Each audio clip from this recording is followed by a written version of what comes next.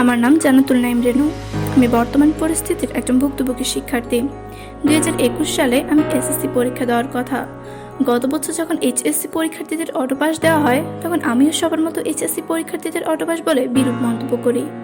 কিন্তু ভাগ্যের কি পরিহাস, এবার হয়তো আমাকেও সারা জীবন অটোপাস নামের কলঙ্ক বয়ে বেড়াতে হবে। আজকের সরকার অনেক জোর গলায় দাবি করছে যে তারা করোনা সংক্রমণ থেকে শিক্ষার্থীদের সুরক্ষিত রাখতে পেরেছে শুধুমাত্র স্কুল কলেজ বন্ধ রাখার কারণে। কিন্তু তারা যদি একটু ভালোভাবে লক্ষ্য করে তাহলে দেখবে যে আজকের কোনো স্টুডেন্টই ঘরে বসে নেই, তার বাইরে গিয়ে চিল করছে, বারবিকিউ পার্টি করছে। আমাদের সরকার সব খুলে দিয়েছে, অফিস খুলে দিয়েছে, আদালত খুলে দিয়েছে, টুরিস্ট স্পটও খুলে দিয়েছে, এমনকি চিড়িয়াখানাও খুলে দিয়েছে। তারা সব খুলে দিয়েছেন শুধুমাত্র আমাদের শিক্ষা প্রতিষ্ঠান ছাড়া। এর মাধ্যমে সরকার এটাই প্রমাণ করছে শিক্ষা তাদের কাছে একটি গুরুত্বহীন বিষয়। যে সরকার আজকে এসএসসিকে অটোপাস দিবে, সেই সরকারই 3 মাস পর অ্যাডমিশন টেস্ট নেবে, তখন তাদের জীবনে ঝুঁকি থাকে না? যে সরকার শিক্ষার্থীদের অ্যাসাইনমেন্টের নাম করে স্কুলে নিয়ে যাচ্ছে, শিক্ষার্থীদের মৃত্যুর ঝুঁকির মধ্যে ফেলে দিচ্ছে, সেই সরকারই দাবি করে শিক্ষার্থীদের অটোপাস দিলেই তাদের জীবন রক্ষা পাবে, অন্য কোনোভাবে তাদের জীবন রক্ষা হবে না।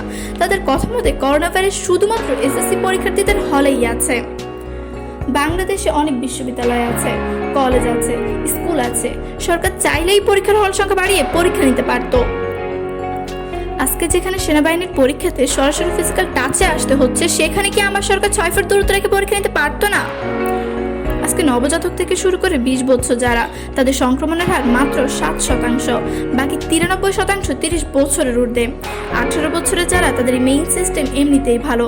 আমাদের সরকার তাদের খোলা মাঠে ছাড়তে পারেন, বারবিকিউ পার্টি করতে ছাড়তে পারেন, টুরিস্ট স্পটে ছাড়তে পারেন, অ্যাসাইনমেন্ট আনতে পাঠাতে পারেন, কিন্তু শুধুমাত্র পরীক্ষা নিতে পারেন না। সরকারের আরেকটা যুক্তি হচ্ছে যে তারা নাকি মানসিক চাপ থেকে মুক্তি দেওয়ার জন্য এটা করছে, যা সম্পূর্ণ মিথ্যে কথা। আজকের এই অটোপাসের কারণে মানসিক চাপ আরও বাড়বে।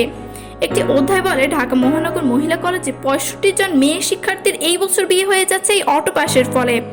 কারণ এই অটোপাসের ফলে তাদের বাবা মা মনে করেন এই রেজাল্টের কোনো মূল্য নেই। বাবা মারা মনে করেন তারা বিশ্ববিদ্যালয়ে চান্স পাবেন না এই লাখ লাখ শিক্ষার্থীর বিয়ে। ঠিক তখনই দেখা যায় যে বাবা মা তার সন্তানকে মূল্যায়ন করে না, ফলে অসংখ্য নারী নেতৃত্ব ঝরে পড়ে।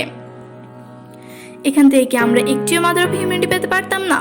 অবশ্যই পারতাম, কিন্তু এখন পাওয়া যাচ্ছে না শুধুমাত্র অটোপাস নামক একটি ভুল সিদ্ধান্তের কারণে।